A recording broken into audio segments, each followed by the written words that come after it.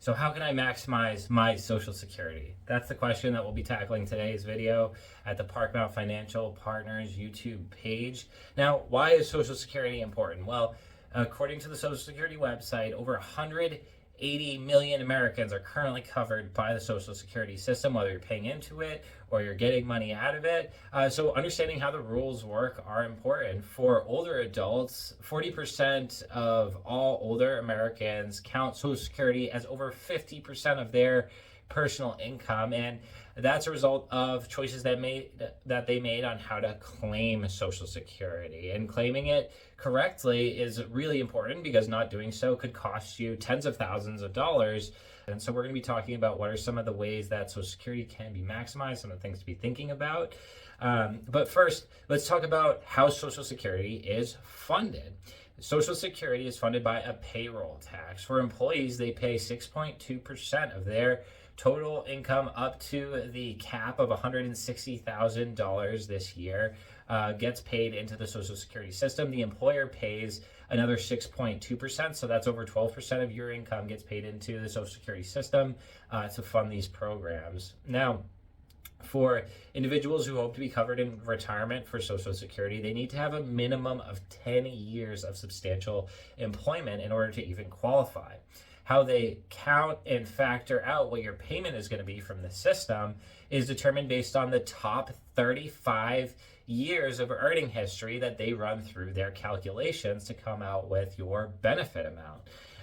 Now, how this benefit amount is calculated is based on a progressive system. So people with lower levels of income have a higher percentage of their income to be replaced by the Social Security system, and people with higher levels of income have a lower percentage of their income that's going to be replaced by the Social Security system. So for the year 2024, the first $1,174 are covered at a rate of 90% into the Social Security system per month.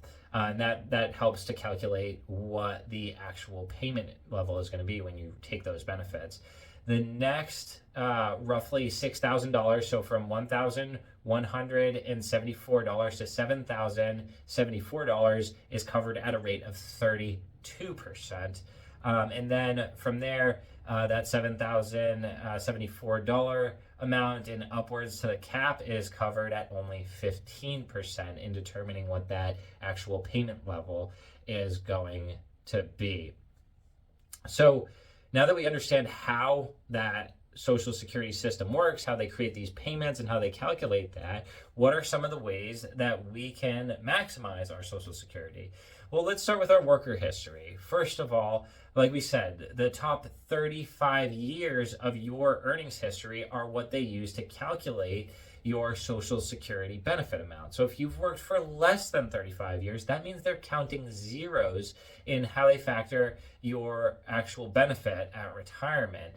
And one of the easiest ways to boost your Social Security level based on your worker history is to just work part-time and replace some of those 0 years, if you have less than 35 years of substantial work history, with part-time work. Like we said, only with the first $1,000 per month that you earn, 90% of that is covered for replacement. So that can be a pretty outsized way to boost your Social Security earnings by just working part-time. Even if you've already started Social Security, to replace some of those zeros can add a pretty significant boost to your overall benefits.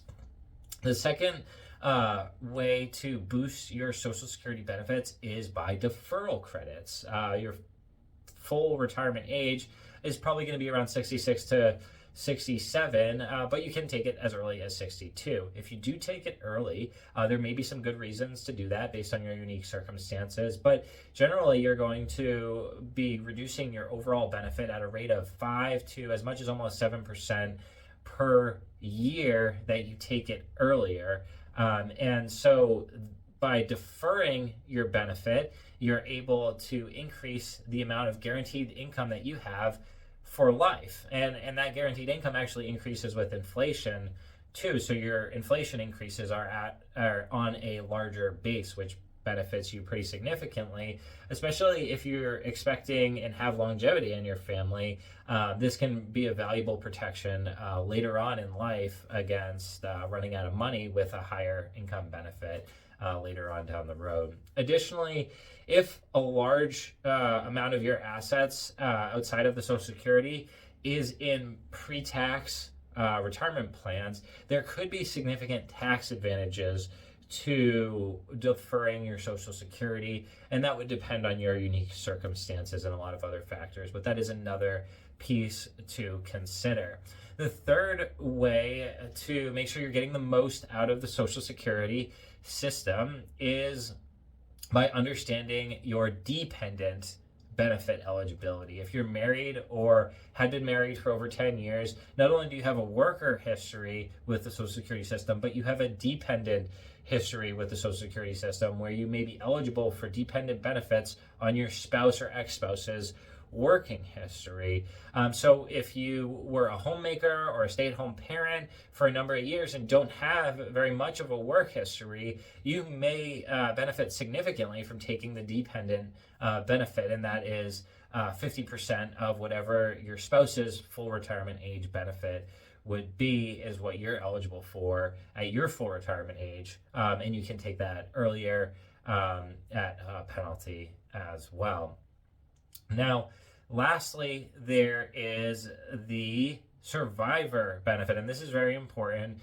Similar to a dependent care benefit, you might be eligible on someone else's worker history if you were married to them or are married to them and didn't remarry before you're 60, if it's an ex-spouse. And this is important planning tool that people can use if they have a spouse that or an ex-spouse that's deceased, because they can qualify for as much as 100% of that spouse's full retirement benefit. And so this is another valuable planning tool that can be broken out with their worker history. And oftentimes people can defer their own worker benefits, collect their survivor benefits early on, and then when they turn 70, they can take their fullest possible worker benefit without being penalized all while they collected for a number of years on the survivor benefit. Or they can flip it around and take the worker benefit and take the survivor benefit later on down the road.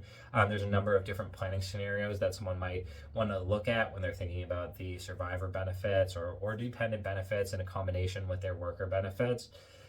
So I hope you found this video helpful. Social Security is a system that is there for you. So if you can understand how it works, you can start to think about what the different possible alternatives are for your scenario. When deciding to take Social Security, I would say it's not in a vacuum. You need to consider all the different factors and considerations from your investment accounts to your willingness to work to your age, and a number of different variables. And that's exactly what we do at Parkmount Financial Partners. If you found this video helpful, please hit the subscribe button and follow along for future adventures. We'll be discussing more videos about Social Security and how it factors into an overall holistic financial plan in the future. If you do have any questions about financial planning and you'd like to talk with someone, we would be happy to hear from you. Please go to www.parkmountfinancial.com and feel free to contact us and schedule some time to ask questions. Thanks, and until next time.